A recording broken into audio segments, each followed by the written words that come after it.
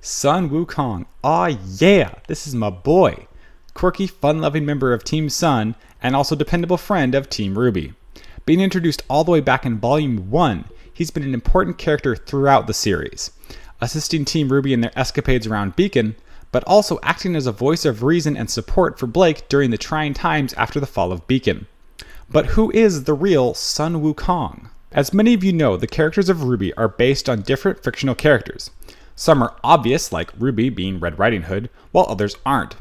Sun Wukong, however, is about as obvious as they get, with his name being the exact same as the myth that his character is based on, Sun Wukong, the Monkey King. The Monkey King is perhaps one of the most well-known Eastern myths, as it has seen countless iterations in film and video games.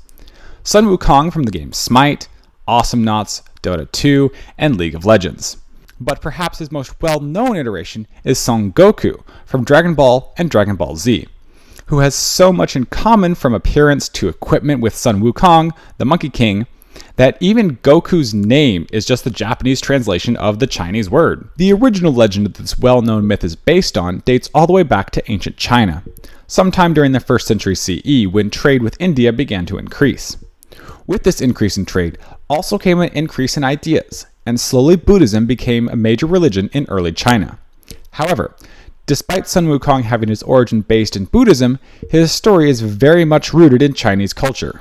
Sun Wukong's story starts in very humble beginnings, as a rock on top of a mountain. Move over, Peter Parker. You think being a high school student is as humble as it gets? Sources differ on if the wind of heaven shaped the rock into a monkey that then came to life, or if it was the point where heaven and earth met atop the mountain that gave birth to the monkey. But either way, once this event happened, both heaven and earth would never be the same again.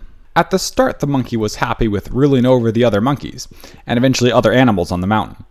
But after a while, he noticed that some of his subjects would die. Naturally, this wouldn't do for the monkey, who had been named the King by the other beasts of the mountain. So he set out to find a solution, eventually coming across a teacher. Here, he learned several magical spells that grant him the ability to ride clouds, clone himself, along with also receiving the name of Sun Wukong. Upon returning to his mountain, he finds it besieged by a giant monster. He tries to fight off the beast, but his spells alone aren't enough. So he snuck into the sea god's treasure room and stole a magical staff. This staff could change to any size and weight he wanted. I told you Goku was very similar to Sun Wukong. Using this new weapon, Sun Wukong defeats the monster and returns to his kingdom. However, that night, Death comes and takes him to the realm of the dead. According to Death's records, the Monkey King was supposed to die in his fight, so the god of the dead was just making sure that his records were correct. However, Sun Wukong is furious at this, and is able to trick and fight his way to Death's records, where he finds the records of himself and every other monkey and wipes them from the Book of Life and Death, effectively making every monkey immortal. It's like Planet of the Apes all over again. With his records ruined, Death doesn't stop Sun Wukong as he returns to his mountain. However, by this time, the Jade Emperor has had enough of the complaints from the Sea God about the theft of his staff, and from the God of Death about the trouble Sun Wukong has caused. So he invites Sun Wukong to the realm of heaven, giving him a job watching the horses, hoping this will keep him out of trouble. As you might expect for the great Monkey King, he expected to be invited to be among the gods themselves. In rebellion, he ate the fruit of immortality and returned to his kingdom to fight off the armies of heaven, which he actually did. All of them. The entire army. In a panic, the Jade Emperor turned to Buddha for help. Buddha arrived and spoke to Sun Wukong. Buddha told Sun that he would make him king of the heavens if he could leave Buddha's palm. Holding out his hand the size of any other human's hand, Sun Wukong laughed and accepted the offer. Standing on the Buddha's palm, Sun Wukong leapt and flew to the edge of the world, where he saw 5 pillars holding up the sky.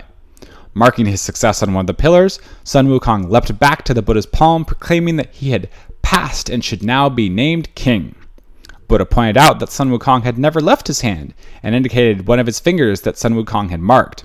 In a panic, Sun Wukong tried to escape, but Buddha trapped him under a mountain to be imprisoned for 500 years. Now from this, we can see where many of Sun from RWBY's abilities and weapons come from. The staff, while not changing in size or weight, does become freaking gunchucks, which is still pretty cool. And the semblance that Sun displays is similar to the Monkey King's, where he creates clones of himself. Now, in the legend of the Monkey King, he can only make 72 clones of himself. While the chances that we'll ever see this in the show are low, it would be quite cool if we were to see 72 clones of Sun fighting at once. But there's one more part of Sun Wukong's story that's very important. This is gonna be great! Never been to Menagerie before. That'll be a regular journey to the east. Yeah, I like the sound of that. Ugh. Well, almost. The story is actually Journey to the West, but close enough. I still love you. Anyway, in exchange for being released from his imprisonment early, Sun Wukong made a deal with the Buddha to escort a monk to India to recover sacred sutras from a land that was infested with demons and bandits. This monk's name was Zhang Jun. No, bad fate. Not that. There you go. However, Buddha doubted Sun Wukong's promise to protect the monk, and gave Sun Wukong a magical headband and 3 hairs that could transform into anything he wants to help protect Zhang Jun. However, once more Buddha tricked the Monkey King. The headband could not be removed once placed on the head and would tighten, causing immense pain at the command of Zhang Jun. After fighting off giant demon kings and many other dangers, Sun Wukong protected Zhang Jun through 81 different trials, and ultimately became a loyal friend of Zhang Jun and a disciple of the Buddha. Now, if we assume that more of Sun Wukong's legend will make it into RWBY, most of it will probably come from the journey to the west. We've heard that semblances will evolve with training. This could mean that, eventually, we could see Sun create a clone of himself that is able to take on any form he wants. However, as he is only given 3 hairs that can do this in the journey to the west, it's likely we'd only see this near the end of the series, if at all, given that Sun could only perform such an act 3 times. But another thing that could come up is the crown that he is forced to wear during his journey to the west. As of now, Sun doesn't wear any kind of crown or head ornament. However, he does wear a necklace. While this could just be decoration to make him look cool, it could be linked to something more important. Or he could just end up being tricked into wearing something to protect someone against his will. As for the actual journey to the west, or... That'll be a regular journey to the east! I consider that to be much of Blake's Menagerie arc. Blake is attempting to find the truth of the White Fang and restore it to what it once was, while Sun must protect her from the White Fang agents while she completes her mission. But from all the exploits of the Monkey King, it's safe to say that Sun might end up being one of the stronger characters in RWBY. And that's who the real Sun Wukong is. Thank you all so much for all your votes on Instagram and Facebook that decided what series this video would focus on. Thank you very much to my patrons Andy Tilp and Kendra. You support me so much and make all of this possible. But don't worry, all you Fate fans out there, another video is coming soon featuring a certain Child of Light.